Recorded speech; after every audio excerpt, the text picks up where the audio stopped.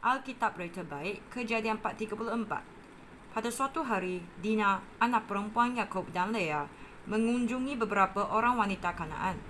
Apabila Sikhem nampak Dina, dia melarikan gadis itu lalu merogolnya. Sikhem ialah anak lelaki Hamor, orang Hewi yang menjadi pemerintah di wilayah itu. Tetapi Sikhem sangat tertarik kepada Dina sehingga jatuh cinta kepadanya. Dia berusaha supaya gadis itu mencintainya pula. Sikhem berkata kepada bapanya, "Saya mohon supaya ayah berusaha mendapatkan gadis itu bagi saya. Saya ingin mengahwininya." Yakub mendengar bahawa anak perempuannya sudah dicabul kehormatannya, tetapi anak-anak lelaki Yakub sedang menjaga ternakannya di padang. Oleh itu, dia tidak dapat mengambil tindakan apa-apa sebelum mereka pulang. Hamor bapa Sikhem datang kepada Yakub untuk berunding dengan dia. Pada masa itu juga, anak-anak lelaki Yakub pulang dari padang. Setelah mendengar peristiwa itu, mereka terkejut dan sangat marah kerana dengan merogol anak perempuan Yakub, Sikhem sudah menghina semua orang Israel. Hamor berkata kepada Yakub, "Sikhem, anak saya sudah jatuh cinta kepada anak perempuan tuan. Saya mohon supaya tuan mengizinkan anak saya berkahwin dengan dia. Marilah kita membuat persetujuan bahawa bangsa tuan dan bangsa kami kahwin campur. Dengan demikian, tuan boleh tinggal bersama dengan kami di negeri ini, di mana sahaja tuan suka. Tuan boleh berdagang dengan bebas dan memiliki harta benda." Kemudian Sikhem berkata kepada bapa Dina serta abang-abangnya, "Penuhilah permintaan saya ini, maka saya akan memberikan apa yang saudara-saudara mahu. Katakanlah hadiah apa yang saudara-saudara inginkan dan tentukanlah mas kawinnya. Saya akan memberikan apa yang saudara-saudara minta, asal sahaja saudara-saudara membenarkan saya berkahwin dengan gadis itu." Oleh sebab Sikhem sudah mencabul kehormatan Dina, adik mereka, anak-anak lelaki Yakub berbohong kepada Sikhem dan Hamor, bapanya. Mereka berkata kepada kedua-dua orang itu, "Kami malu membenarkan adik kami berkahwin dengan orang yang tidak bersunat. Kami hanya dapat menyetujui permintaanmu itu dengan satu syarat. Kamu mesti menjadi seperti kami. Semua orang lelaki di kalangan kamu mesti disunat. Setelah itu, kami akan menyetujui cadangan kamu tentang kahwin campur.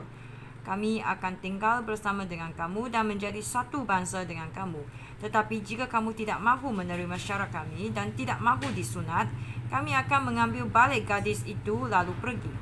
Hamor dan Sikhem berpendapat bahawa syarat itu berpatutan. Oleh itu, Sikhem bersedia memenuhi syarat itu dengan segera kerana dia mencintai Dina.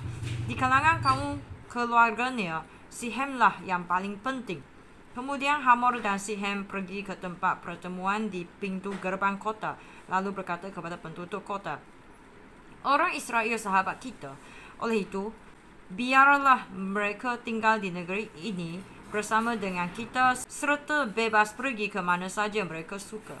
Negeri ini cukup luas bagi mereka juga. Kita boleh berkahwin dengan gadis-gadis mereka dan mereka pun boleh berkahwin dengan gadis-gadis kita.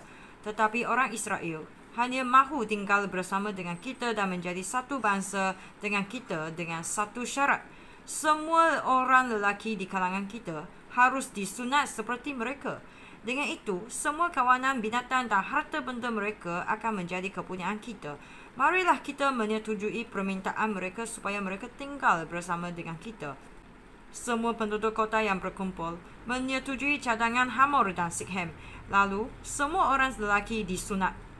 3 hari kemudian, ketika semua orang lelaki masih kesakitan kerana disunat, 2 orang anak Yakub, iaitu abang Dina yang bernama Simeon dan Levi, mengambil pedang mereka lalu dengan diam-diam masuk ke dalam kota. Mereka membunuh semua orang lelaki di situ, termasuk Hamor dan Sikhem. Kemudian mereka mengambil Dina dari rumah Sikhem lalu pergi. Setelah pembunuhan itu, anak-anak lelaki Yakub yang lain merompak kota itu untuk membalas dendam kerana adik mereka sudah dicabul kehormatannya. Mereka merampas kawanan kambing dan domba, lembu, keldai dan segala yang ada di dalam kota dan di padang. Mereka mengambil segala barang yang berharga, menawan semua wanita dan anak-anak, serta merampas segala isi rumah di kota itu.